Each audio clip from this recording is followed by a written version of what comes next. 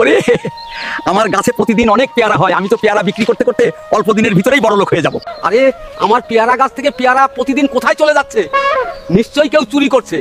এখান থেকে লুকিয়ে লুকিয়ে দেখতে হবে কে আমার পেয়ারা চুরি করে নিয়ে যায় আজকে। ওই চোরকে আজ হাতে নাতে ধরবো। আশেপাশে কোথাও তো দাদুকে দেখছি না, এই সুযোগে পেয়ারাগুলো নিয়ে পালিয়ে যায়। আজকে আমি দেখবো এই কবুতর আমার পেয়ারা নিয়ে কোথায় যায়। এই তো বাসায় চলে এসেছি, তাড়াতাড়ি ঘরের ভিতরে ঢুকে পড়ি। ও, বুঝতে পেরেছি। তার মানে কবুতরটি মা হতে চলেছে, এই জন্য খাবার সংগ্রহ করে রাখছে। হায় আল্লাহ, এখন তো অনেক ঝড় বৃষ্টি হচ্ছে, আমি এখন কোথায় যাব, কোথায় থাকবো? এখন তো অনেক ঝড় বৃষ্টি হচ্ছে, তাড়াতাড়ি গিয়ে কবুতরকে উদ্ধার করতে হবে। কবুতর বন্ধু, আজ থেকে তুমি আমার সাথেই থাকবে, ঠিক আছে?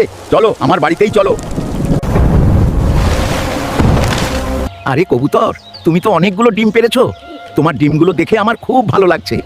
দাদু দেখো দেখো, আমার কত সুন্দর সুন্দর বাচ্চা হয়েছে। দাদু, তুমি কাঁদছো কেন? আমি কাঁদছি কারণ সবাই আমাদের ভিডিও দেখে, কিন্তু অনেকেই লাইক সাবস্ক্রাইব করে না।